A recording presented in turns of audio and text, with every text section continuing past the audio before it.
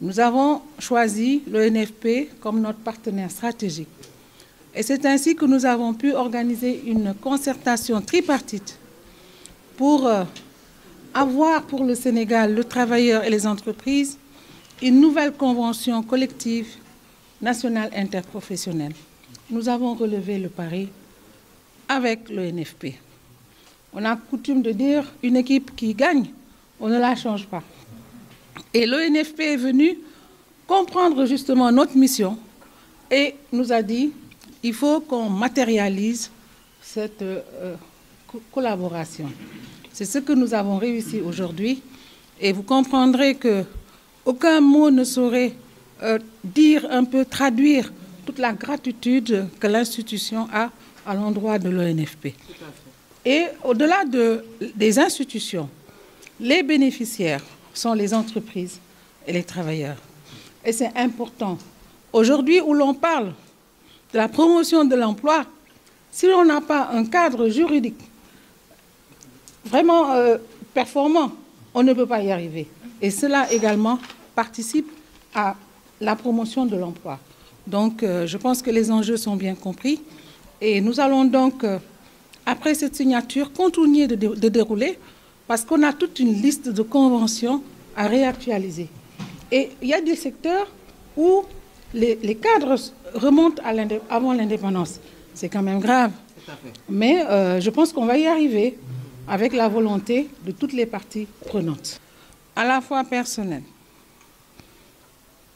au regard des acteurs, et aussi à la fois républicaine, au regard de ma posture, celle que j'ai eu à occuper depuis 2007 en étant membre d'un gouvernement du Sénégal.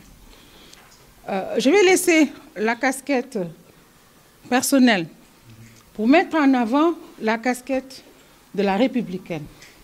Je pense qu'il n'est pas, en tout cas, c'est pas un débat qu'on peut développer dans un pays comme le Sénégal.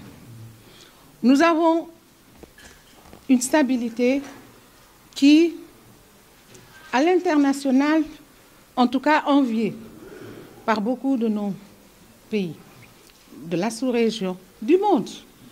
Nous avons des acteurs économiques, sociaux et politiques, je pense à la hauteur des enjeux que doivent relever les Sénégalais. Et les Sénégalaises aussi engagées comme moi. Donc, ce débat n'est pas de mise. Et comme on le dit souvent, il ne faut pas réveiller le lion qui dort. Parce qu'en chacun d'entre nous, nous sommes des humains. Et il peut y arriver des moments de faiblesse. Mais je tiens à le dire ici, à travers justement cette opportunité que vous me donnez, que la paix n'a pas de prix. La paix n'a pas de prix. La paix n'a pas de prix. Aux différents acteurs, je voudrais dire justement, et ça c'est la voix de la sœur, nous avons le cousinage qui est un socle de notre société. Quand un Sérère vient en Casamance pour dire qu'il peut trouver une solution à justement cette situation de conflit, depuis plus de 30 ans, nous sommes contents de l'accueillir chez nous. Il y a eu les accords de Foundiougne.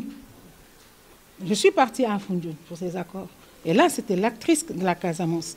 Et ailleurs en Gambie, et ça c'est l'actrice de la Casamance, je ne peux pas accepter que ces événements se recommencent. Je pense que c'est derrière nous. Nous allons faire tout ce que nous pouvons pour encadrer les acteurs, pour qu'ils ne soient pas la voie royale de troubles de personnes ou d'acteurs qui veulent troubler le Sénégal à tout prix. Nous sortons du mois de mars, même pas, nous y sommes encore. Nous avons encore des souvenirs tout à fait encore là dans notre mémoire de ce qui s'est passé. Je viens de Ziguinchor, de Bignona, où j'ai présenté les condoléances. Demain, le Haut Conseil va aller à Yeumbeul et aux Parcelles. Nous ne pouvons pas continuer comme ça. Il faut que ça s'arrête. Et tout débat, en tout cas personnellement, je vais constituer vraiment ñu dem ci wolof bi vous n'avez pas d'autres questions.